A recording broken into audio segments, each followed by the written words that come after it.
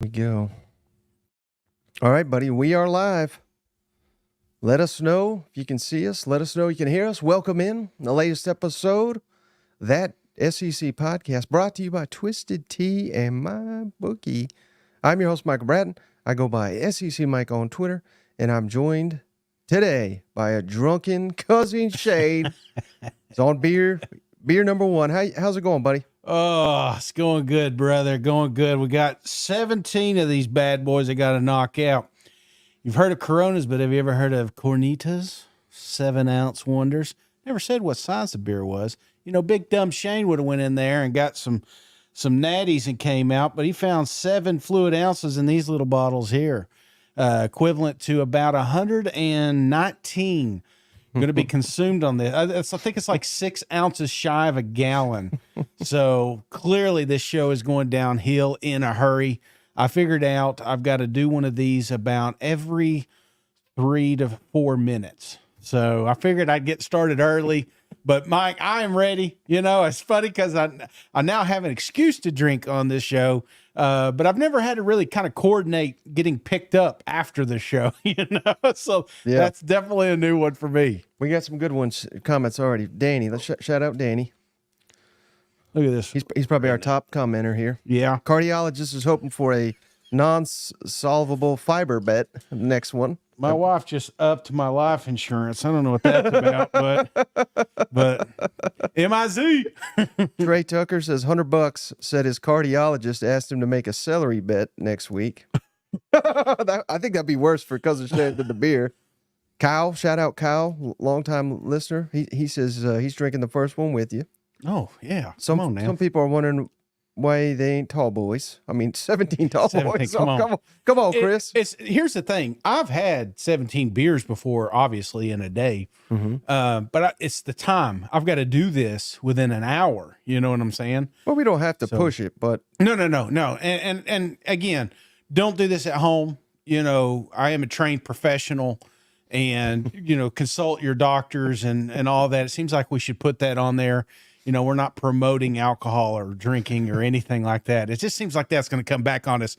But I will say this, Mike, you know, if I get to a point I can't go on anymore, then I apologize. Mike knows he's ready. He's going to pull this cord at any moment. And if we just go radio silent, you know, Shane's hit his limit. Yeah. Okay. So this is going to be a special one, and for obvious reasons, but also. We've been doing these mailbag pots. I really enjoy the mailbags. Folks, he's already on number 2. So I'm trying to update these as he's doing them. So bear with me here. Look, out of the gate, I wanted to get going. You know, get lubed up real good. Right. Well, go on. Yeah, I want the audience to know what you're on, because I think that will change the topic and just the reaction. So also for people that may listen years down the road, you know what I mean? They're like, how many beers was cousin Shane down when he said XYZ?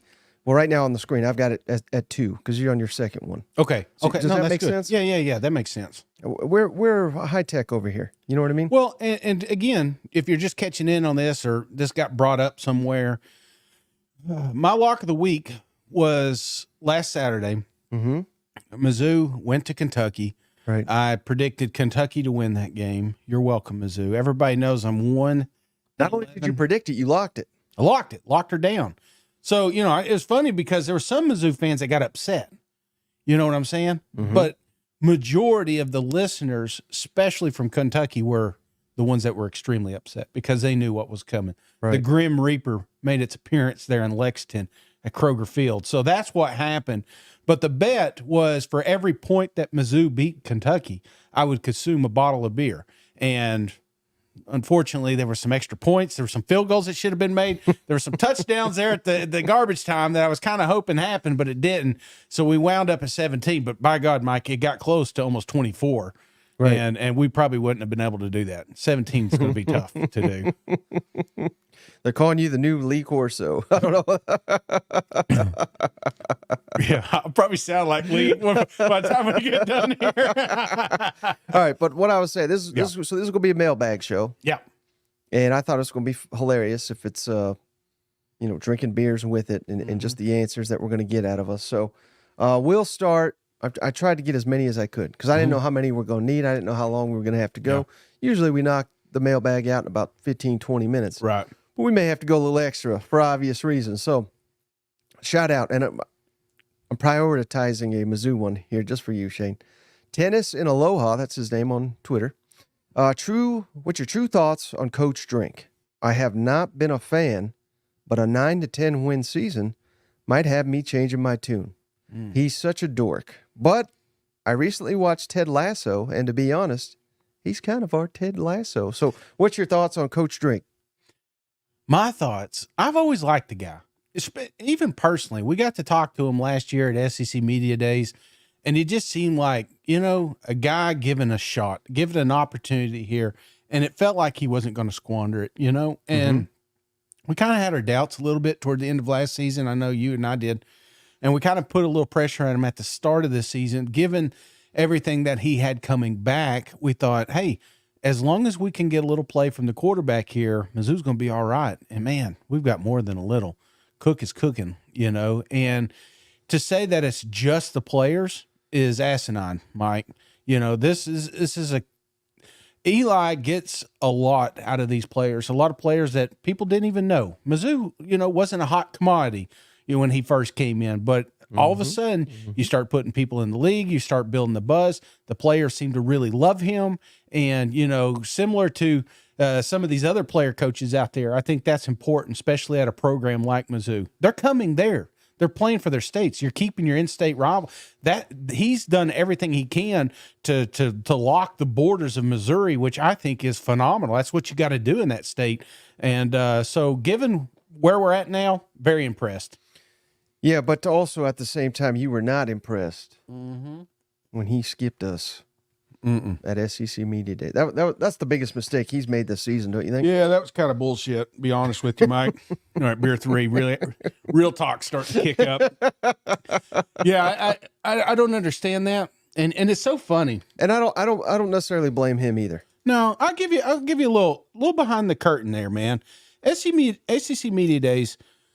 Well, let's not blast anybody. We want to keep getting. No. I'm not. But I mean, again, it's like a high school prom too. You know what I'm saying? Like there's the popular kids that get their private rooms. I mean, Nick Saban didn't even come out on the floor. That's that's stupid. Because people tune into this show because we're not afraid to ask the questions.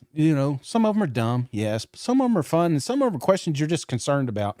And I think one of the best interviews was with Sam, and that was one of the only ones we got. It's like we have to make it through these handlers to finally. Of course, this show's probably not going to help us get anybody next year. I'm thinking the more I think about it. So yeah, but I absolutely love SEC Media Days just because for us, for the fans, it kicks off. Optimism is at its all-time highest. At that moment, you're thinking Arkansas could win it all. Mizzou can win it all. Tennessee can win it all. And so you're wanting to get some more intel on your team, not just the same old ABC conversations you see online. So how about this comment from Carl Judkins, Shane, Eli Drinkowitz, and Shane Drinking Schmitz. I thought that was a good one. I think Paul says he's mumbling already, folks. yeah, I'm 3 in. We're in trouble. Do these have like more alcohol in them? That's one thing I probably should have. You're drinking them pretty quick. Oh, should slow it down. Well, I'm not encouraging one way or another. It could be a short show, Mike. I'm just saying. Okay, let's go to Brian Mull. Yeah. If there was an SEC coaches draft, I like this one. Yeah. Who would be the top 5 picks? And I think the top 2 are pretty obvious, don't you? The top 2, absolutely. Yeah. Without a doubt. Kirby and Nick, right? Yeah. Yeah. So we got to take him off that the board. order? Kirby, yeah. Yeah. Okay. Yeah. Kirby. Yeah. Nick Saban, he's lost his fastball. Number 3. Would you go? I think I'd go Brian Kelly. Brian Kelly. Won the division his first year. Absolutely. I get it. Some people don't like him. He's a little weird. I don't know if he's weird. He's just different, He was, I think, imagine, Shane, and we loved Coach O, but he was not. Are you? He was not a professional. Yeah. In a lot of ways, and that's why we like some of these. I mean, hell, Mike Leach. Mm-hmm. I mean, he's professional, but just different. Whereas Brian Kelly, I think, is he's not going to embarrass your program and everything. Like, he's a leader. Yeah. And I think he'll lead LSU to great things. But what I was going to throw it your way, like we've been having all these talks about Jimbo Fisher. If Brian Kelly was at A&M, yeah, they're winning the national championship eventually, don't you think? Well, I mean, he's at LSU, so that I kind of wanted to tee it up a little bit differently here. Are we giving Brian Kelly a little too much credit because he is in LSU? I mean, you put Brian Kelly in Arkansas, you put him in Kentucky, South Carolina. Are we talking about him being one of the top 5 coaches? I don't know. I think when I'm thinking top 5 coaches is giving them to a key to a program like LSU that has the funds to recruit, that has I mean, it's a blue chip program. Say what you want. Yeah. If you put Josh Heupel down in LSU, what's their record right now? If he's been down there for 3 or 4 years. So we're throwing Heupel in there, right? Of course I am. You putting him over Brian Kelly? Yeah, okay, I am. Okay. Because given where Tennessee was and where they are now, that's the only reason. Hell, and kind of in that same area, I could make an argument. No, I'm not going to make the argument just yet. So is Brian Kelly even in your top 5? Brian Kelly's number 5 for me. Okay, so we're missing one then. Yeah. Who's that other? Mark Stoops. What? Mark Stoops? I'm telling you right now. I'm in that camp. I know what people are saying. I know what they're saying. They're looking at the records and they're saying, well, he's not beat. How many of them bears you had? I'm just saying. I get that. I understand, because how can you say Stoops goes down and lands the job in Georgia. Okay. In 3-4 years, what's their records? Are they 8 are they winning 8 games? They winning 10 games? They winning potentially 12, going to an SEC championship? Hell no. No, you don't think so? Okay. I disagree. He'd be fired in 3 years if he went down to Georgia. I don't know. I just think what he's been able to do in Lexington, the talent he's been able to get on that field is impressive, given where Lexington was before he got the job and where Kentucky is now. Mm-hmm. So yeah, that's kind of my long way around it. So I like Kelly, and I think he's in a sweet gig, and he's going to be successful down there. But to just say he's a better coach than all these other guys in the SEC, when it's not a neutral field, it's not a neutral game. I'll tell you this, and I may be wrong because I give this guy a hard time, but he's a good coach, and he beat Mark Stoops in his first year. Yeah. Lane Kiffin. Oh shit. I'd rather have Lane Kiffin than Mark Stoops. And I don't even think I'm going through the teams here. I don't even know if I would, that's a slam dunk top 5, but I think he's closer. He's close. I think it's too early to put Drink there. He's not even had a winning season. Yeah. No, they win 10 or 11. Right. I may be changing my tune, but we got to finish the deal here. Building what they did that's a good one. I almost forgot about Ole Miss, to be honest with you. I kind of like. Okay, I'm saying those between those last 2 spots. I'm cheating. Stoops, Kiffin, Kelly, no particular order. The comments are split, Shane. Some like Stoops, some like Kiffin. So yeah, but you see what I'm saying. That's the age-old argument. It's a scenario that we can't, until Stoops gets a job somewhere else. We can't say. Now here's one. You're a couple beers deep. So I think we can have some real talk here. Yeah. Ashley, big time supporter. She's probably the biggest Florida supporter we got. She's the only one she's the only one that's hanging in there, right?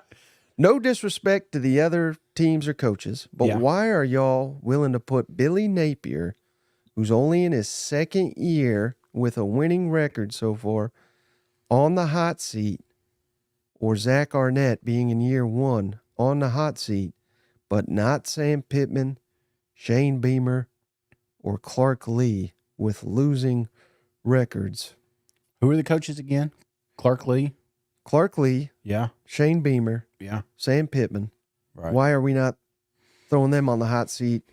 But we are Billy Napier and Zach Arnett. But I think her real question is, of course, Billy Napier. Yeah.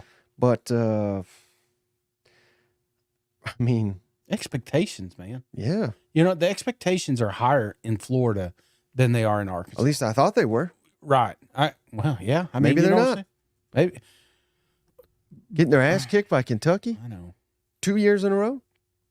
With one of the times they had a number 4 overall pick at quarterback. No. And we're sitting here saying, why are you out? We're not even like totally against him. He's 11-9. He's 6-6 in league play. They were 4th in the East last year. Yeah. Again, you don't fire someone because in their first year they went 4th, but I'm not fighting. it looks shaky when you open the second year. Great coaches. There's a handful that I can think of, Shane, that are year 2. Yeah. And I think it was Clay Travis that started this like 10 years ago, but it's like Nick Saban year 2 went undefeated. Urban Meyer won the national championship year 2. Yeah. I'm trying to think of the list. I think obviously Josh Heupel. Yeah. Year 2, 111. Lane Kiffin, year 2 at Ole Miss, 110. If you're an elite coach, there's and maybe Florida, hey, we're still in year 2. He could win 10 or 11. Right. And then we're throwing Billy in this conversation. Yeah. But when you open the first game, there's no games on. Yeah. Remember, it was a Thursday night, Uh-huh. and they get their ass handed to them by Utah, which starts a walk-on quarterback. Are we supposed to sit here and say, great showing, Billy? No, that was fucking awful. Yeah. That's what we were reacting to. Now, they flipped it. They beat Tennessee. It's a hell of a win. Beat South Carolina when I think even diehard Florida fans were like, this is a toss-up. Mm-hmm. So he's winning. This is what he's got to do. He's got to keep winning these games. But I think it's more than fair to say he's not been great up until, I mean, hell, if they lost to South Carolina. Yeah. And I realize that we can, what if every one of these coaches, if he had lost to South Carolina last week, you think these Florida fans would be happy? No. I think they'd be like, God, we fucking suck. We're going to lose every game. You know what I mean? Like, this is fandom, though. Yeah. You win a big game. You're fired back up. Yeah. You lose a game. God, we're never going to win again. You know what I mean? So I think we're just in the middle of that. But I don't know. Tell me I'm wrong. No, you're not wrong. And to answer her question, I just think the expectations are a little bit higher in Florida because now it's kind of crazy that job has lost a little luster, in my opinion. You know, if this job would have came open in early 2000s, you know, this is ones that you're considering with Georgia and Alabama and LSU. Yeah. You know, those that's like the blue bloods, but all of a sudden, you know, keep not losing seasons, but just ups and down seasons. It's tough. And then you can see how tough it is to get that thing going down there in Gainesville. So I think the job itself has lost a little bit of luster, but it could always ramp right back up. That's how quick. And it's, you know, and the one thing about Billy, the reason that he's not truly on a hot seat is because of this recruiting class that's coming in, man. Right. You know, I mean, that's lingering in the back of your mind saying, hey, we don't want to rock this. We get some young talent in here.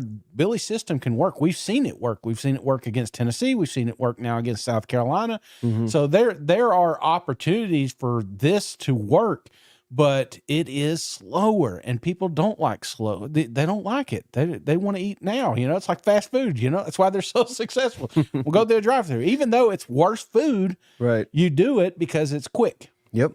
I'm drinking, talking food. You knew this was going to happen. Can we take a break? All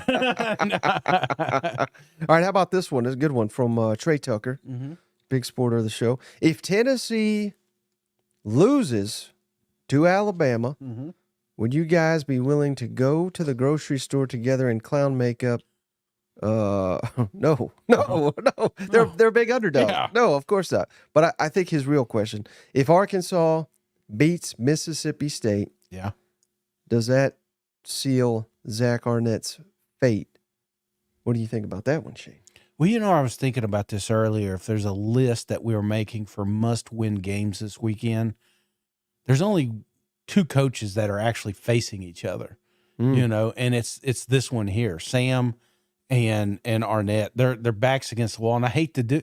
You can't say, hey, we're going to give Billy 3 years, but we can't with Arnett. But Arnett was never the guy. He was the guy for the moment, you know. He was the guy that could seize this opportunity, I believe, you know. And sometimes you see some of these coaches catch fire. You just talked about Coach O, you know, he did that.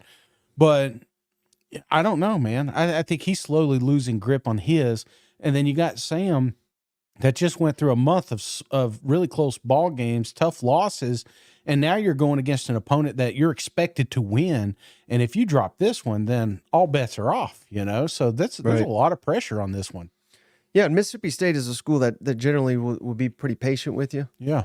But this is why I say, Shane, I say it all the time, I would never in the SEC, and it's worked before, but more often than not, it doesn't. I would never, and that was unique circumstances, so maybe that's not fair, but I would never hire a head coach in the SEC that's never coached because there's a learning curve. And there's a learning curve for, there was a learning curve for Kirby. Yeah. First year was not great. Second year went national championship. So it was a quick curve, but he's an outlier. He's another one throw into that. You're an elite coach, year 2, results pay up. But no, I don't think they're... Is there any other coaches, piggyback off that, is there some other coaches, because I had my list here and I don't have it on me, but that are in must-win situations this weekend? In the SEC? Yeah. Like the wheels could really fall off if you drop a game this weekend. I mean, you could throw Kelly in there. I'm not saying that he's going to get fired or anything, but losing to Army, I think Beamer needs a win pretty bad. Pretty bad. Yeah. Just I think not his job, but I think the season in the foot. Yeah, you know what I'm saying, like that all goes away. You beat Missouri, a ranked Missouri. But I'll throw you another curveball. Yeah, and he's gonna catch a ton of shit if he drops this one. Lane Kiffin. Yeah, he loses to Hugh Freeze and that Auburn job, and they're all excited again. They're back on the Kiffin bandwagon. He's great. He's this. He's that. You can't beat. I mean, there was I don't know if you saw it. There was an AL.com column. If Kiffin doesn't win, fire his ass, they said. Oh, shit. But it was all about how awful Auburn is. So, so that's the point, though. I mean, they're awful. So you cannot lose to them. So maybe it's Kiffin. Yeah. All right, how about this one? John Chavis. Love this account. Oh, the Chief. It's not really him that we think, but it could be. Bigger shocker, Shane. Josh Heupel not having a passing game, or Sam Pittman not having a running game? What a question that is. Oh, that's a good one. I'm going to say Heupel. No, I don't know, man. That's so damn good because you think Sam and Big Ugly's up front. That's my biggest concern. If you would have said offensive line, and passing game, then maybe I would have leaned more towards Sam. But rushing attack, I don't know, man. I'm right down the line there. That's a great question. I'm 50-50 there. I'm going Heupel in the passing.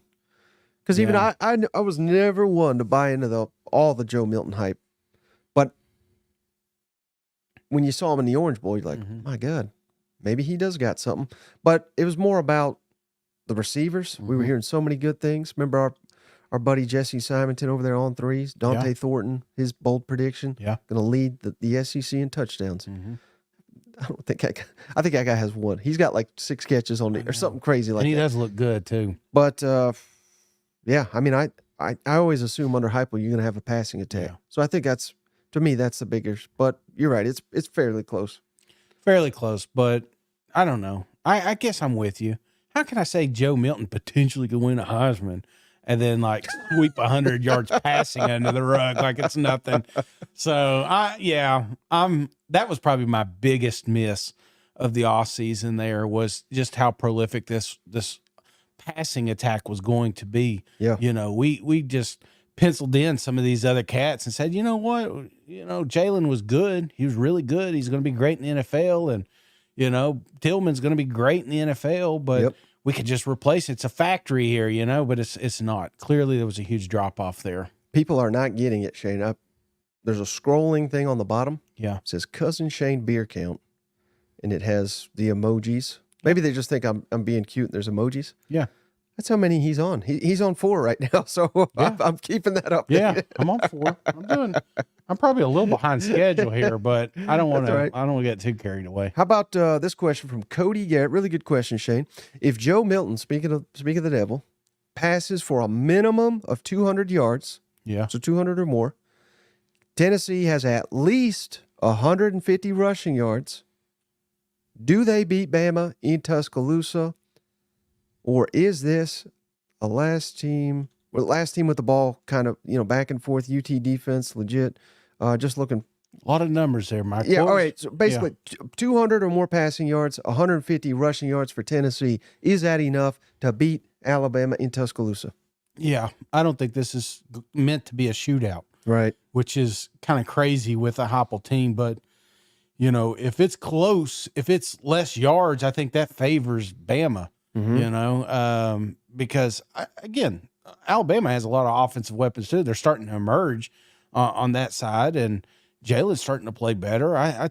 You got to be careful. I mean, it could turn into somewhat of a shootout here, but if you told me that's the stat line, right, then I think that's big favor for Tennessee Vols. Yeah. I think that's asking a lot. So if they get it done. That's a lot, man. That is a lot of yards. I mean, the fact you couldn't do it against Texas A&M and now arguably a better defense, you're going to have better stats. I don't know.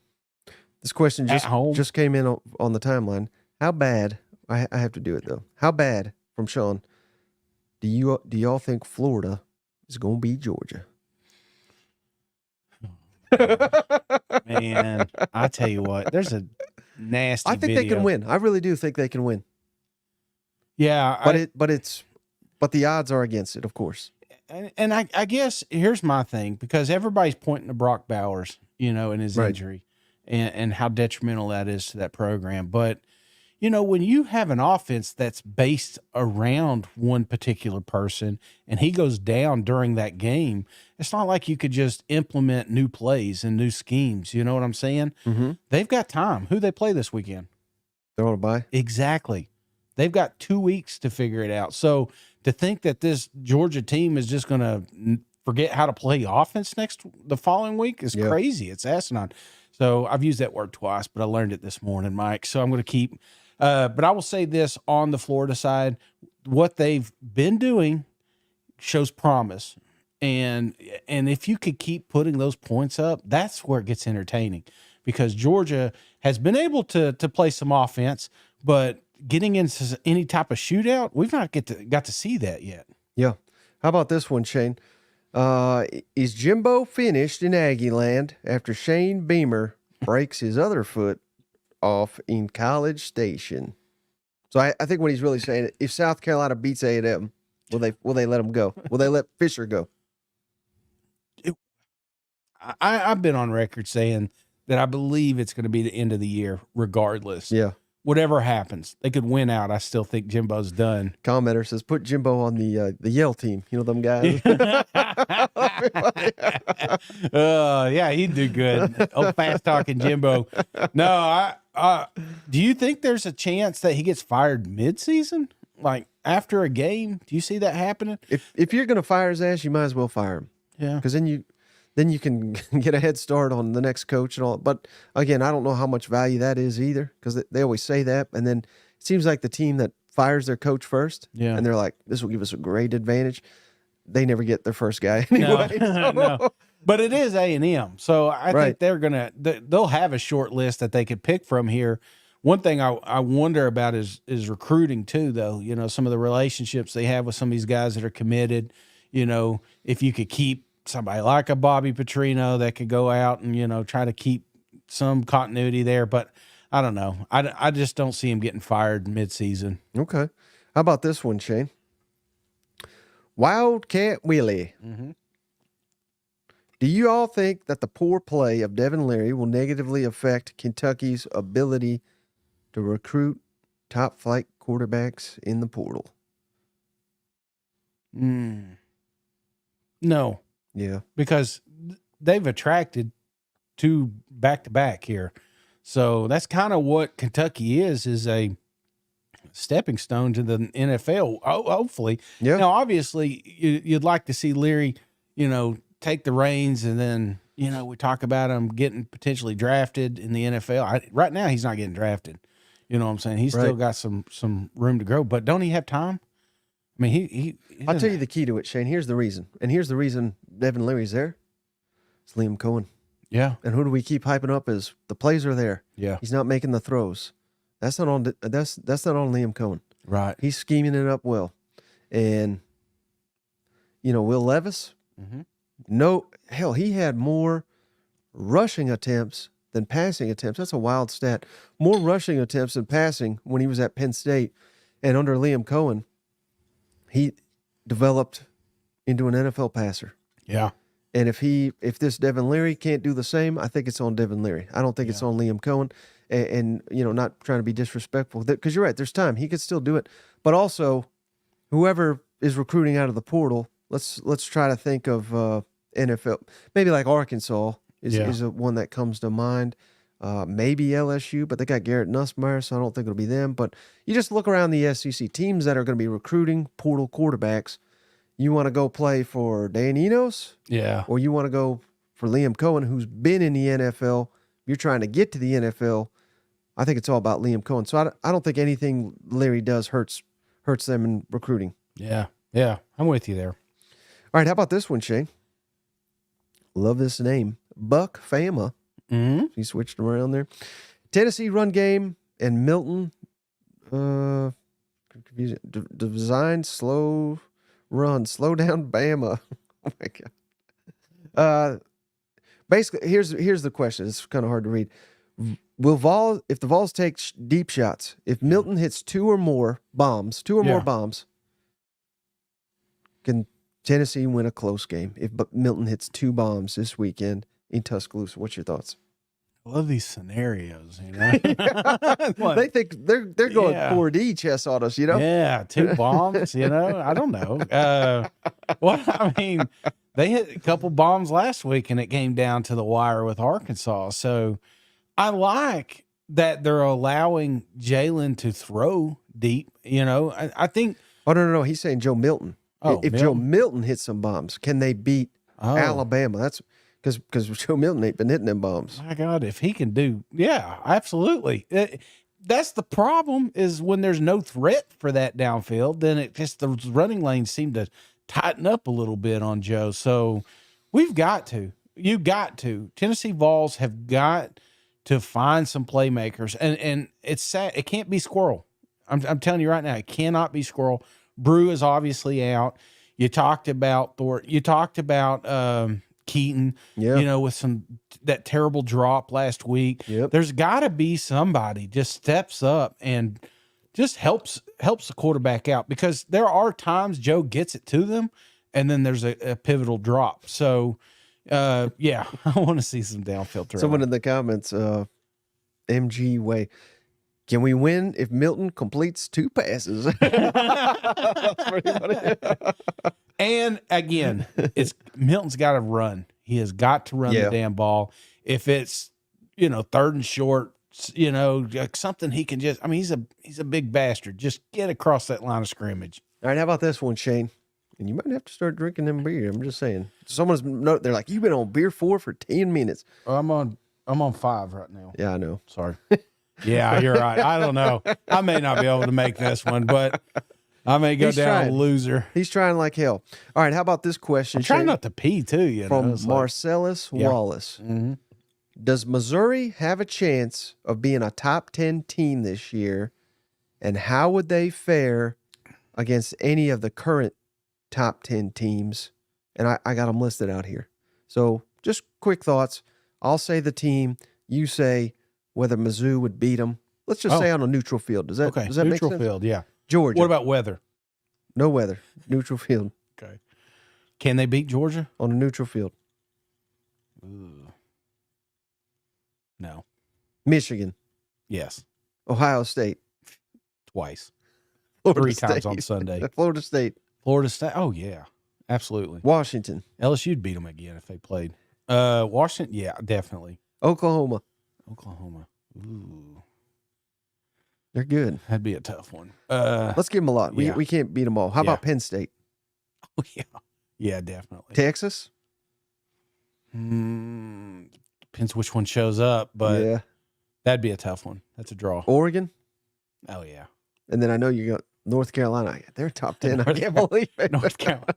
Oh, man. They'd beat the Panthers, man. You know what I'm saying? Everybody'd beat. No, they ain't a good team in Carolina anymore. Yeah. Now that South Carolina's kind of fell off the wayside here. Yeah. No, I think you're right. And Clemson, they don't even want fans down there, you know? Right. Jimbo's firing everybody. Jimbo, shit. Yeah, sorry. Which coordinators most likely, and I think he's just talking SEC coordinators, most likely to get a head coaching job next. And one that stands out to me, Shane, is, I already mentioned him, Liam Cohen. I know he wants to be a head coach at some point. I don't think he's going to rush into it, but I think he is one. Kentucky's offensive coordinator. I think that would be a real one. Yeah. I think the one that most people should have circled is Georgia defensive coordinator Glenn Schumann. Yeah. Young guy. He's been under Kirby since Bama. He's been there the whole time. They're in their growing dynasty. I think both Kentucky coordinators. Yeah, could Brad White. potentially- That's another yeah. great one. Defensive coordinator. But I don't think it's fair. But it seems like for whatever reason these ADs like to hire offensive guys. So Yeah. it's always tougher for the defensive guys. But Right. certainly Brad White has earned that. I think one guy to keep your eye on, Shane, and he's probably not ready now, Yeah. but 5 years I think he'll be ready. Arkansas defensive coordinator Travis Williams. Played linebacker at Auburn. Yeah. Been under Gus at Auburn, then at Central Florida. Now he's doing a great job for Arkansas. He keeps it up. He'll be a head coach. I'll throw this in there. Jeff Lebby from Oklahoma, offensive coordinator. I think he's quality. And Muschamp ain't done. He'll land one. I guarantee you. not a good one, I don't think. Maybe not a good one, but he'll be Some back guys in are it. assistants, Yeah. some guys are head coaches. I think he's an assistant. I really do. I don't know. I think he'll get another shot. And then how about this? I'll throw this one out there. South Carolina special teams coordinator Pete Limbo. Yeah. I think he could be a head coach. Pete Limbo. You think so? South Carolina special. They're not great Head this year. coach? Yeah. No, I don't think so. Mm. I don't think so. You Why do think you so? hate the Gamecocks? I don't hate them. They got But- elite special teams, Yeah, man. elite special teams. Yeah, but who's who's out there hiring a head coach and saying, you know what we need? Mhm. We need a special teams guy in here. Well, there's a guy in the NFL named Harbaugh. Who? Was it- James? Yeah, it's what's his dude's name? I'm just- Jim's brother. I don't know. I'm sorry. The other John Harbaugh. John Harbaugh. Yeah, special teams coach. that's it. That's all he does. Yeah. No, I don't think so. Okay. The Harbaughs are different. They don't count. All right, how about this one from Big Orange Buzz podcast? Is it more of a must-win this weekend for Tennessee or Alabama? Feels like they both need it pretty bad. Tennessee or Alabama? Who is it more of a must-win? Alabama. Yeah. Yeah, Alabama.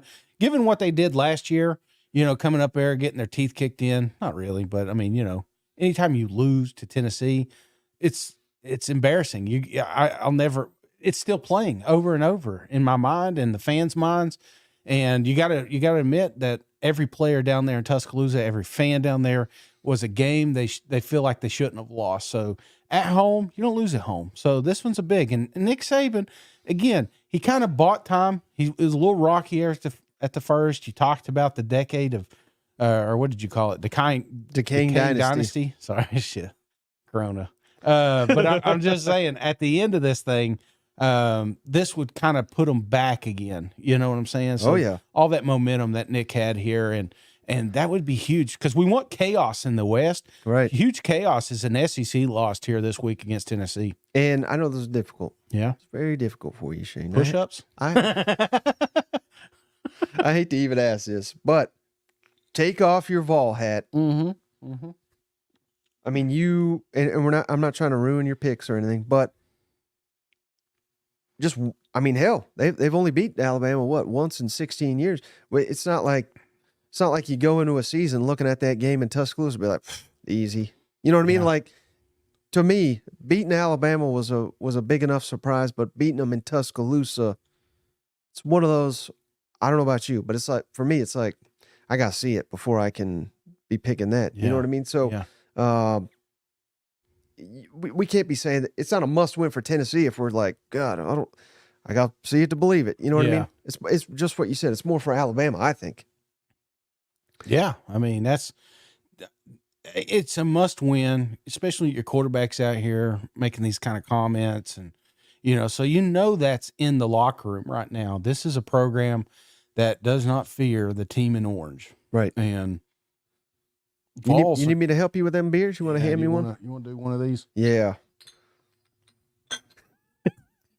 There you go. Can I get out? There you There go. you go. Look at us. Yeah. 5-star right there. I can't do it, lefty. Yeah. All right, next question. This is a great question, though, Shane. From Pat Riley, the real Pat Riley, I hope. Basketball legend. This is a good drinking question, too. Best SEC team of your entire lifetime. Who stands out as the greatest SEC football team? Let's go. I've got mine already, but for you, Cousin Shane, who is the number one best SEC football team you've ever seen? Oh, man. Dude, that is a tough one. I probably should have done a little more thinking on that one. I'm narrowing it down. It's a good drinking one, though, right? Yeah, it really is, because I think about, here's what I'm thinking about is some of those Urban Meyer Florida Gator teams. Yeah. I got one of those. I just think they were just, when you had Percy Harvin and Tim Tebow and Chris Leak, and the defense itself was just fantastic. I mean, they had stars all. They had a little inconsistencies. That's the only reason I'm kind of holding off on them, because I think a couple of years ago, Georgia Bulldogs was another one that was just best defense ever. Yeah, it was just, but go back to Alabama days. I don't know, man. Who you got right now? Just since I'm going to kind of go off easy. you, but for me, it's easy. 98 Vols. No, I'm just kidding. 2019 LSU with Joe Burrow. Yeah, I think they beat like 7 top 10 teams. Yeah, I don't think they were ever tied in the fourth quarter or anything like that. I mean, Joe Burrow threw like 6,000 yards, 60 touchdowns. Just the receivers on that team, man. Right. You know what I'm saying? Like, these are just studs in the NFL. They had 3 of them. You know what I'm saying? Mm-hmm. Could be potential. I'm not going to say they're make Hall of Famers, but they were absolutely. Their tight end made the NFL. Moss, their running back, made the NFL. Yeah. Multiple defensive players made the NFL. I hate to piggyback off of you, but I'm going to go. But that's a tough one, It is tough because it's there's no wrong answers. Football's different 5 years ago as it was 15 years ago. You always wonder, like, what would this team A do with this team? But you're right. Joe Burrow was just on a different world. He was in a different world. I'm in a different world. Now he's got some other great questions too, though. Same theme. Mm-hmm. Best offensive player that you've seen in your lifetime. So we don't have to go back to the 50s and 60s and all that. But best SEC offensive player of Cousin Shane's lifetime. Who stands out to you? And I can go first if you want, or I'll leave it up to you. Well, do you think that's kind of fair? I mean, because growing up, I was not a huge SEC fan. I was a huge Vol fan, so my list. Don't tell. I think you think kidding. I know. I've been trying not to be biased, but I mean, growing up, I really loved, because I've seen some great Tennessee players. Dating back, Reggie White, I remember I didn't get to see him in person, but hearing the stories, getting his autographed at one of the book signings, that was just a guy that was on a different playing field. But then Little Man Stewart was always one of my favorite dudes. I just, because he was local, you know what I'm saying? Yeah. I always thought he was just unreal, just a freak of athlete. Al Wilson, those guys, they were just surreal. But when you put all of it in there, I mean, there's so many great ones. Champ Bailey in Georgia was freaking crazy. Hines Ward. There's just so many that stands out to me. Which one's like your favorite right now? And what defines the greatest athlete? I'll give you a clue. Yeah. He should have won the Heisman. John Henderson? Big John? No, Darren McFadden, Arkansas. Oh. He was such a beast.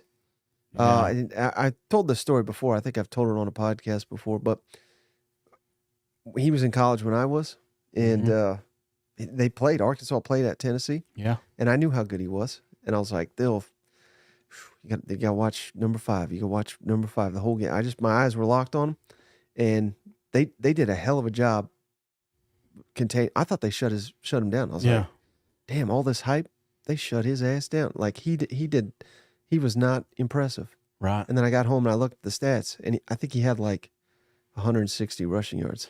And I was like, good God, like that was limiting him. Yeah. Because he's used to 300, 400, you know what I mean? Like when you go for 160 and you feel like they shut his ass down, like that's what a great player he was. I give him, he's my number one. And then this is cheating, but I love Tim Tebow. Yeah. And Percy Harvin. They're same era, same team and everything. But that's what I loved. Like perfect compliment. The Percy Harvins, it's just Cam Newton, somebody that could wear Joe Burrow. But there's always like a game. Like when you say one of these players, I always go back to a particular game where they just took it over. I think of Cam and the infamous run that won him the Heisman, and so you're going through all these players. There's just so many great people in the comments. Cadillac, he was a hell of a player. Cadillac hurt me. I'm not gonna lie. I thought he was coming to Tennessee, and apparently Tennessee really had a good shot for it, and they kind of squandered that opportunity. Philip Fulmer did, and so every time I seen him succeed after that, it was really tough because people are upset. No, you haven't mentioned Peyton Manning yet. Well, I love Peyton Manning, but he didn't win a natty. Derrick Henry, remember that one year? Eric Berry, you want to talk about freak athletes. We were hoping that he'd have the interception return record or whatever it was, just an absolute Cordell Patterson. Imagine having 4 years of Cordero Patterson, brother. Mm-hmm. The stats that there's been some dudes. That's kind of like you were talking about Percy Harvin. Yeah. Like guys like Cordell Patterson just always blew my mind. Like I didn't quite in it. Kirk with Texas A&M.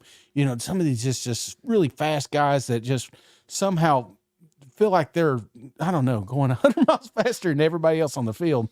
Now, he's also asked defense. So, you may have already answered that. Yeah, with Reggie I think I've answered all kinds of names here. Al's my without a doubt, my favorite, Big Al. But again, I could go anywhere. John Henderson, growing up, John Henderson, Albert Haynesworth, when those guys were playing. Yeah. That was one of my all-time favorites. You want another one? Yeah, because you're just babying them over there. Yeah, I'm sorry. How about my answer, though, is Patrick Willis, Ole Miss. He was my favorite defensive player I've ever seen. And he was on some bad teams, but he was elite. Yeah. And I remember one year even he had a club on he had one damn hand. I think he led the SEC in tackles. You know what I mean? Yeah. That guy was a beast. Leonard Little. Yep. That was a good one. All right, how about this? I had that poster in my room. Leonard Little? He's looking down. Yeah. Leonard Little was the man. How about this? From American Brett. What would surprise you more? There's 3 options here. Yeah. Mizzou wins the East. Arkansas makes a bowl. Or Nick Saban retires. Well, that's already happened. Nick Saban retires at the end of the season. Mizzou wins the East. That would surprise you the most? Out of, what was the other one? Saban retiring and Arkansas making a bowl. I've been saying Saban's retiring every year for the last 10 years. So when it happens, I'm going to say, I told you so. Yeah. But Arkansas winning, you got their schedule? What do they got right now? Yes, Let's go through that one. I'll throw it up here in just a moment. So the Arkansas schedule here, Shane. Mississippi State at home. At Florida. Auburn at home. Wait. Okay. I'm sorry. Where are we at? I'm going pretty slow here. Okay, 2-5. So we got to win 4 games. 4 out of 5. All right, 4 out of 5. Mississippi State at home. Okay, yeah. Okay, let's say Let's give them that. Win. At Florida, toss up. They're coming off Georgia game. Right. And they'll have 2 weeks to prepare. Yeah. Arkansas will. So I think it's a toss up. Auburn at home. Okay. FIU at home. Yeah. Mizzou at home. And I know right now, with your Mizzou colored glasses, and hell, Missouri beats them every time anyway. But I'm just saying, if you win 3 of those 4, yeah, you'll be red hot, playing for your lives. Meanwhile, Mizzou will be like, we got these damn jokers. You know what I mean? So not guaranteeing it, but I think that'll be a hell of a matchup. So again, so it's still you're going Mizzou win the East, more surprising than Arkansas make a bowl and Nick Saban retiring. Yeah, because Nick, like I said, I've already penciled that one in. But Arkansas, I still think got a good shot for a bowl game here. You know, they just got to win. They're going to drop one of those, and even if it is Mizzou, Mizzou's got to beat Georgia. So Right. it's like that. I feels like the true question is Mizzou? Do you think Mizzou can beat Georgia, or do you think that Arkansas can make a bowl? And I'm gonna go a little bit more toward Arkansas because I don't know. I'm just a little worried about that The one. barn, maybe the best comment so far today. This man is slurring straight facts right now. That's a good one. Oh, one we forgot, Honey Badger. He was a hell of a player. I mean, there's so many, you know. And I love that he played special teams, that punt return. Right. Even though you don't like special team coaches, we got that. No, I hate special team. No, I don't hate special team coaches. I get it. It's a very important. Do you want another one? No, you're still. I got a full one right here, brother. But I'm just saying that I love athletes that can do multiple things, you know, not just good at one thing, not a one-trick pony. A guy that can, like, if you could take kind of like Debo Samuel. Oh, my God, that's a prime example. And Debo didn't get used properly when he was in South Carolina. He got hurt, too, a little. Yeah. A couple in college. But you could take somebody like that, and then all of a sudden, Luther's doing it now in Mizzou. You know, Brock Bowers, too. Special teams. Brock, that's a great one. I like those guys. You can literally take the defense. You're seeing it over with Colorado. Everybody wants to talk about that, but there's some dudes in the SEC that could do it right now. You can move them to defense, and all of a sudden they become one of the best defensive backs or one of the best defensive linemen. There's this, you know, defensive linemen don't get enough credit. There's been some dudes, Curse, you know, oh yeah, just total freaks that come through. Miles Garrett, you know, that's another one. Yeah. Did you see his? No, that wasn't him. Never mind. Sorry. All right, how about this question, Shane? From Dylan Johnson. With Brock Bowers out, Georgia coming off a game against Florida, and Mizzou coming off a bye. Oh, they're lining it up already, brother. Man, when you get three How options, likely is it that Mizzou beats Georgia? And again, I'll say that again. Georgia will be coming off a tough-fought Florida game. That's their chief rival right now. Mizzou will have 2 weeks to prepare for this trip to Athens. I mean, how likely do you think Mizzou pulls off the upset? Or I think there's a better question. I hate to chop him off here, but who's more likely to beat Georgia? Let me throw it to you that way. And I'll throw up the schedule here for folks unfamiliar. Florida and Jacksonville, Missouri in Athens, Ole Miss in Athens, at Tennessee. Which of those four is Georgia most likely to lose? Right now, I'm going Mizzou. They're red hot, man. They're red hot. They went toe to toe. I mean, they should have beat LSU. They should be undefeated right now, Mike. Yeah. You know what I'm saying? And if they're undefeated right now, we're not even asking this question. We know the answer to this question. Obviously, Missouri is going to be the answer. You know, it doesn't hurt. It doesn't help that it's in Athens because Athens can get loud.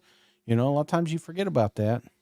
You know, apparently they are pretty loud down there. You know, if you poke the bear enough, you know what I'm saying? They're loud in the comments right now. I'll tell you that. Yeah, I think that's your answer. Now, there's some other intriguing. In fact, at the start of this season, I told you Ole Miss was the one that I said, you know, is the one you got to watch out because look where it's at.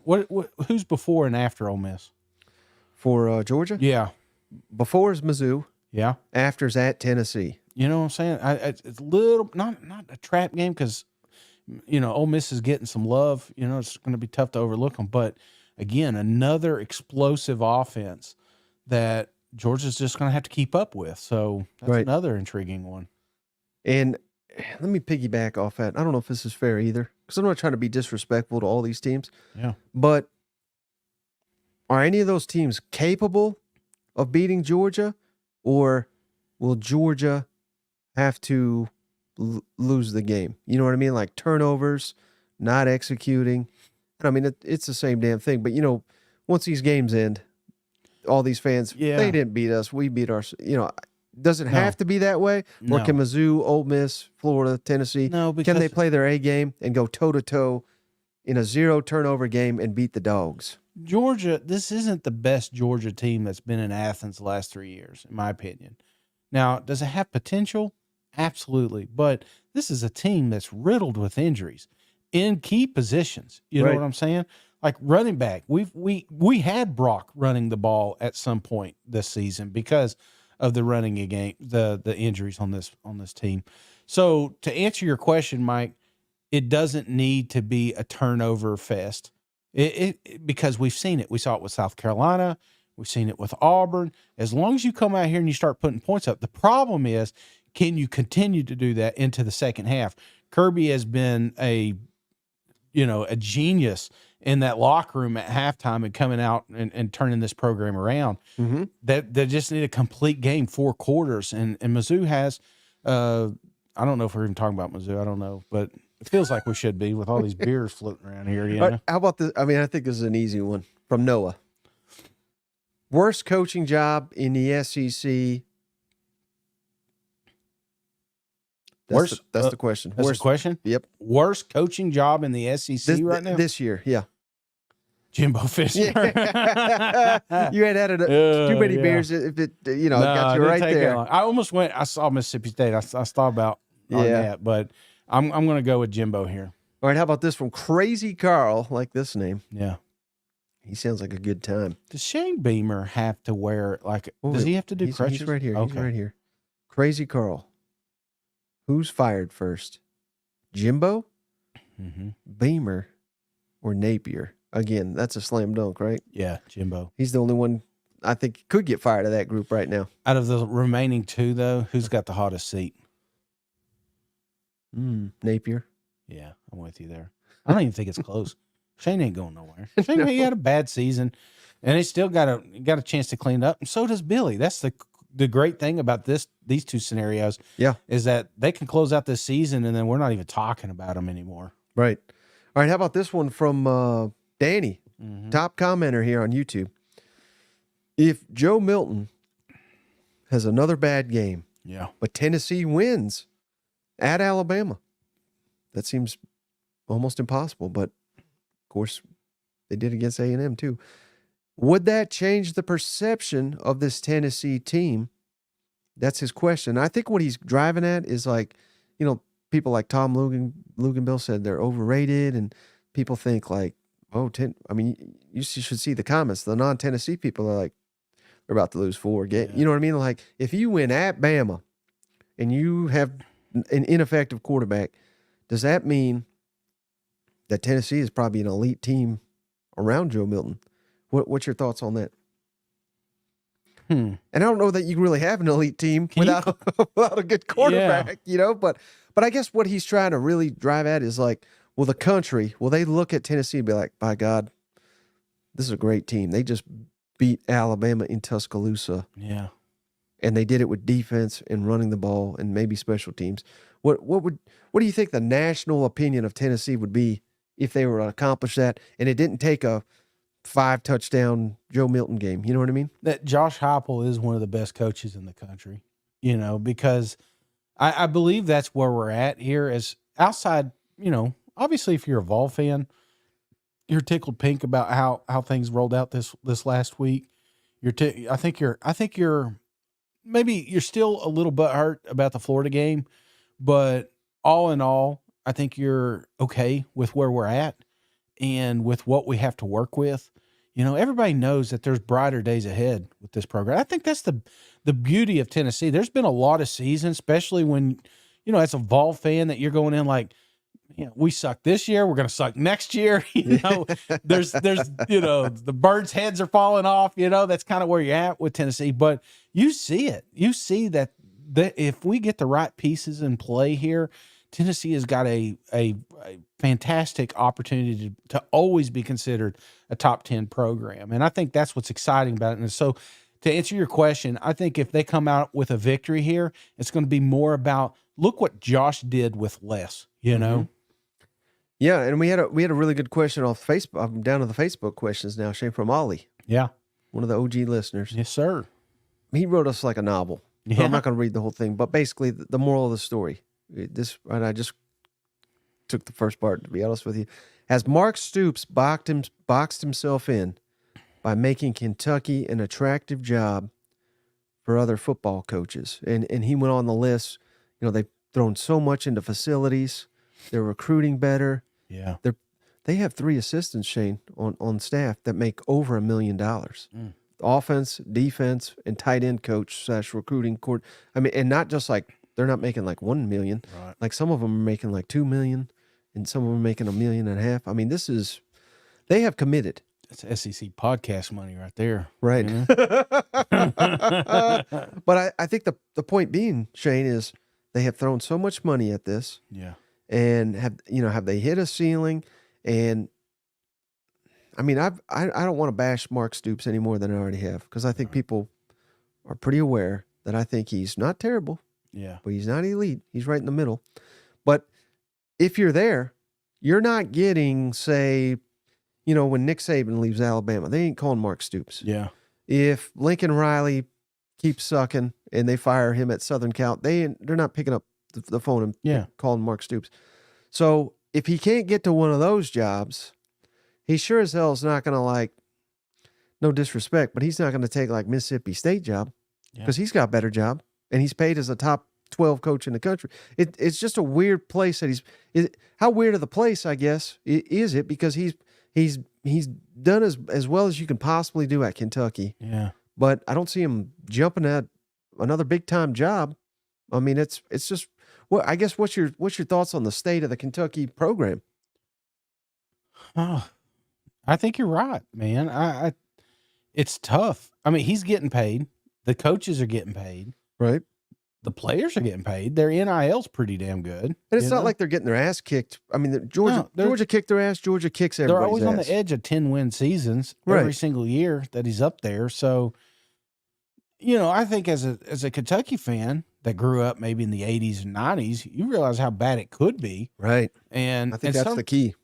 And I'm telling you right now, where's this camera? Are we looking at this one? Yes, here? sir. Okay, I get my glasses fogging up here.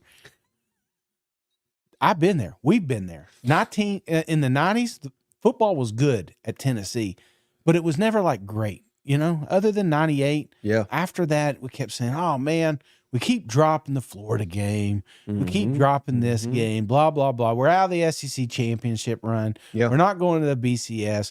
Fire Philip Fulmer. This is garbage. And then all of a sudden, you ain't got him.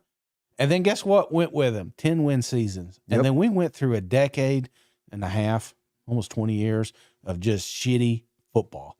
But we hung in there. Volunteer fans hung in there. But that's a testament where you're at. What do you want? Do you want to take a gamble and hire somebody that could potentially win you an SEC championship? Or are you happy with the 10 wins and the possibility of winning an SEC championship with the coach you currently have? So I think they have painted themselves in a corner, and their brothers down the street, is a prime example of what you shouldn't do. So I think he's there forever, man. Yeah. Well, they're all in the comments, Shane. It's taking him 10 minutes to drink a beer. Yeah, How many beers he in? I'm At the 5-minute mark, he's got a chug. Yeah, I'm telling he's making too many good points for so many beer. He ain't sweating. Be like the Florida fans, Let me see what is it? The heart rate. That's one I saw pop up today, But let me, because I think you're 100%. Everything you just said was great there, Shane. But was it? Let me also say this. Yeah. Because I've also made it clear, I'm not a fan of Will Levis being an elite quarterback. Right. He was average. Yeah. And I know this is easier said than done, Shane, and Devin Leary has been a bust. If they just stay with Mark Stoops and have a quality defense, have a running game, we can't have it to where the offensive line is a travesty, but just get that fixed. Get the offensive line back. If we somehow, some way, and it's not going to be every year, but maybe once every 5 years, we got a top 3 quarterback in the SEC at Kentucky. Yeah. I mean, they could win it. Maybe not the national championship, but they could possibly win. Because I think they've been winning, Shane, with let's call it what it is, average to bad quarterback play. Yeah. Imagine if they had, I don't know, throw in like Hendon Hooker. Yeah. I mean, they would have been awesome with Hendon Hooker, don't you think? Dude, I'm telling you, it's just one hit. It's a guessing game. When you're looking at the portal, they nailed it out of the park with Ray Davis. Yeah. I mean, there's not a better running back in the transfer portal than the one they got on their roster. But sometimes you miss on the quarterbacks, and unfortunately, you can't redo. You just got to play your hand. Right. And I don't think Will was the ultimate. I don't think he was the greatest quarterback then, but he was really good. I thought he was good. I thought he was good enough to win some football games. Right. And then, we just needed to hit on Leary. And you went out and arguably got, like, if you're looking at stats and all the recruiting sites, you got the best guy that was out there. You, Kentucky, got the quarterback that Nick Saban couldn't get. You know what I'm saying? And I don't know how bad Nick wanted him down there, but I would imagine, after Drake didn't work out, that he was trying to get that, it didn't. But again, you're only as good as that quarterback plays. And if Leary would have came up there and played half as good as we thought he was going to be, Kentucky may be undefeated right now. And we're talking about them potentially giving Georgia a run for their money. And here's a great comment from Ron. Well, who knows? They may have beaten. I don't know. He's a wild man in these comments, Ron. Yeah. I don't agree with much of what he says. Florida. Florida fan. I wish Kentucky would fire Stoops. It would be an easy game again. And I think that says more than anything, because hell, he's held his own more than his own against Florida. Didn't Florida want to hire him? Wasn't that the rumor or something? I don't know. All right, how about this one? It's kind of on a similar theme, Shane, from Jimmy Palmer. Tennessee and Kentucky are nearly identical teams this year. Good defense, good running backs, terrible quarterbacks. Kentucky was exposed by Georgia and Mizzou. Yeah. What keeps Tennessee from being exposed by Bama, Georgia, and Mizzou? And I don't think I've ever indicated they won't be. But I guess, I think he's looking at it as an anti-Tennessee fan. But as a pro-Tennessee fan, what gives you hope, I guess, that Tennessee will not be exposed by Bama, Georgia, and Mizzou? It's a long shot, guys. But if Joe Milton progresses, that's it. If he figures it out, if he turns off the outside noise and clutter, and he gets on page with some of these guys, and maybe some of these young receivers emerge on the out. This offensive line's been kind of impressive, and that, I thought that was going to be the biggest hole for this program, and they figured it out. And of course, it helps that Cade's back. Yep. But Cooper. Sorry. They're brothers. Yeah. They probably get called. Alike. Yeah, there you go. Potato. Some people call me Flying Hawaiian. I don't know. No, nobody calls me that. But if you got him, this offensive line taking, I don't even know where I was going with that, but just Joe Milton taking that step forward and realizing how damn talented he can be. Just don't turn the ball over. He does not got to be elite. With that ground game, with that defense, eliminate the mistakes. And that's pretty easy to do. Yeah. If it ain't there, don't chuck it. Run. Like you said, pick up 3 yards. That's as mediocre as that is. It's a hell of a lot better than an interception. Yeah. Just give us a couple 3-yard runs, and they'll be all right, You really do see a glare on these glasses, don't you? Every time I look up, I can't even see. Like Stevie Wonder here. All right. How about this? Tyler Cole. Yeah. He not only has he asked it online, he's asked it in the chat. So we got to get to this one. Shane, as a Tennessee man, who is your favorite Gator of all time? Man, I gotta say it, man. Tim Tebow. Mm-hmm. I just think what he was, what he represented. Just even watching that little docuseries that we watched, it's shit. Just what? Sorry, don't mean to cut you off. We'll continue that in a second. Jeffrey just gave it. Jeffrey Lawson, $100 donation. Damn, cousin, I'm not a beer drinker, but I appreciate you being a man of your word after losing all your bets. Stay safe walking home. Oh God, he's got a DD. I promise he does. Yeah, they're about to pull up too. But you were saying Tebow's your favorite, or Tim Tebow. Yeah, I like him. Does he also top your all-time? I don't even know if you'd. The only thing I don't like is that he gets in front of me at elevators. Yeah. You know, a lot of people don't know. They probably missed this show, but we were in Atlanta. This was the Atlanta one. We were down there, and I'm carrying all these cameras back to the room and everything. And there's this long line, and there's all these ladies, older ladies. Can I have one of those beers to help you out? They're like, I don't know what they are. They're like some. They were having a convention. They were having a convention. Yeah, some fat loss thing. I probably should have signed up while I was there.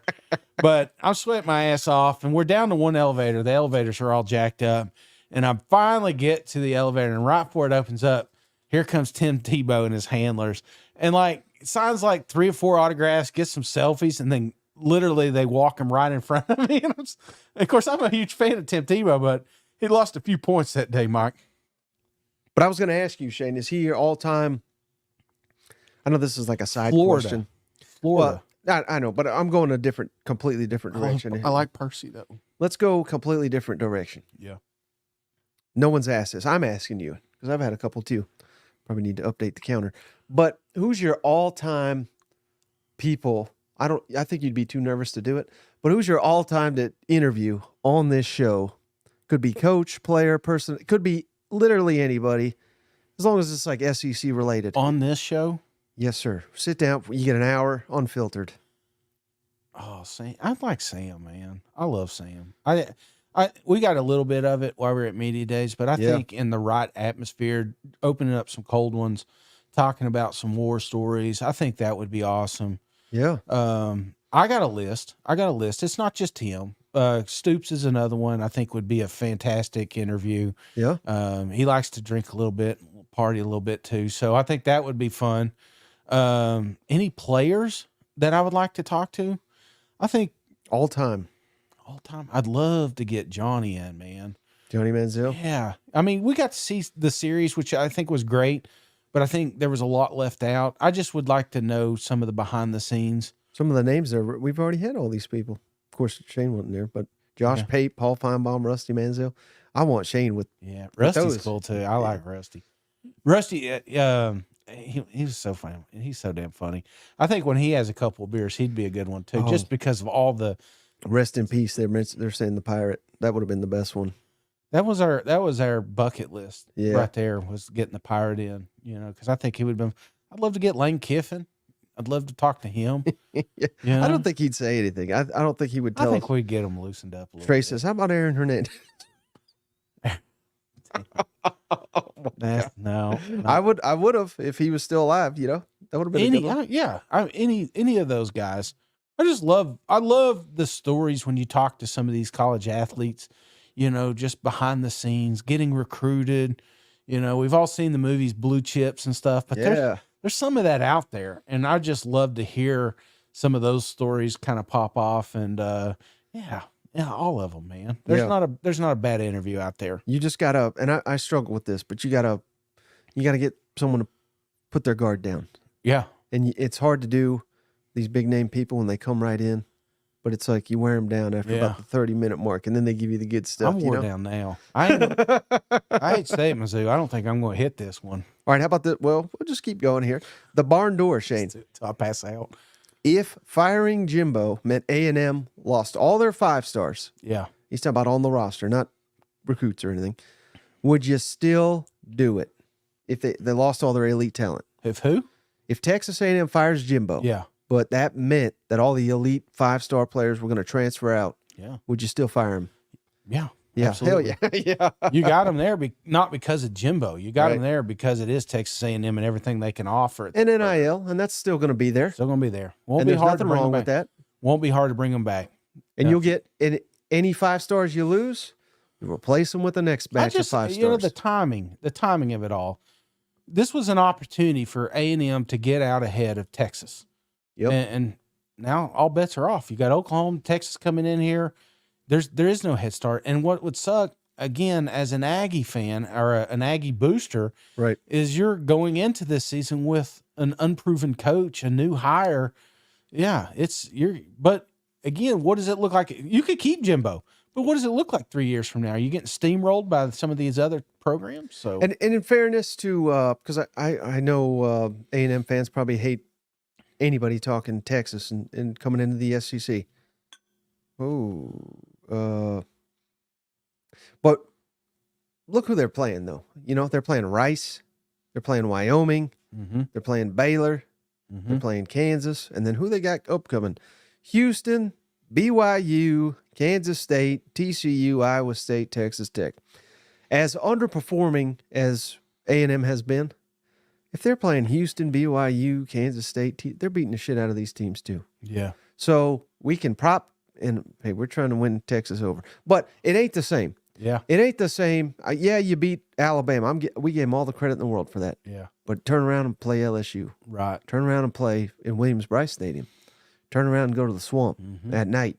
Good luck. You know what I mean? Like, Yeah. it ain't the same. So they may be shitting on them. Oh, shit. I don't know if this is like a virus or something, Shane. Yeah. Someone just donated us 22,000 COP. Oh, damn. We're busted. Is that Chinese something money? I don't know what that I is. don't know. The cops are here. Parked out front. See if I get behind the wheel. I'm not. My ride is here, though. Oh, you So. got to go? Yeah, I know. I'm such a failure. Oh, but we went an hour 16. Any closing thoughts, sir? After our $22,000 donation, Shane's like, I got better things to do. Well, it's COP. I don't even know what that is. Yeah. How about I Google that while you give us your closing thoughts? I will say this, man. Colombian pesos. Colombian pesos. I'm gonna look that. I'm doing What's it. the $2 to USD. I mean, this is take a guess. Look. Oh, no. It sounds comical though. Let's end on this. Can you guess how much that is? And $20. Lower. Oh, wow. $10. Lower. $1. Higher. $2. Higher. $5. I don't know. $5. But we don't. We appreciate all $5. You know, the final thing the here. 22,000 got me. No, though. I'm not gonna lie. I thought we were gonna be able to go buy a yacht or something. Yeah. You know what I mean? You ever go to a buffet or something and your eyes are bigger than your stomach? You're like, man, I'm gonna. They're saying, will you do 9 for Friday's show? I've got. Yeah, I only did 1, 2, 3, 4, 5, 6, 7. I was on number 8. Yeah, I'm a failure. Sorry. My mom literally just texted me, I hope you're not driving home. That's literally what she said. But I feel like I need to call it there. Blood pressure's kicking in. Oh, so. yeah. But hey, We're not judging. You're a man of your word. I promise I'll finish the rest of these. Just getting it power hour. I'm not built like that anymore. But I will say this with Mizzou. Hey, this was for you guys. I locked up Kentucky, and a lot of them were like, the beer. They were happy just that they got the win. You know what I'm saying? So, and Mike, you got some Coronas over here that you can knock out later without me. And final thoughts here from Bradley Childress. My boy. If I was there, I'd kill the rest of those I beers. know you would. This drunk bastard. I'm going to tell you, this guy, he went to Bristol with me. We went to Bristol and watched the Tennessee Virginia Tech game. And I mean, we were drinking, man. We were pounding them. Brad knows, he was there. And we got back celebrating that game. And I woke up like 2 hours after I fell asleep on an air mattress. You didn't even know they made them for this size. You know what I'm saying? I didn't either. I thought I was expecting to wake up on the ground, but I woke up 2 hours later and he's like, well, we can't waste them. I was like, damn, Brad, I love it. So, but hey, that's what it is. College football is about memories, having fun with our fans, family, friends, all those guys. I'm slurring. I need to get out of here. Yeah, but hey, I'll see you guys tomorrow. Yeah, appreciate each and every one of you, especially those that showed up on the live show and the donations and the $22,000. That was 5. But we do appreciate each and every one of you. We'll catch you on the next one. Nice.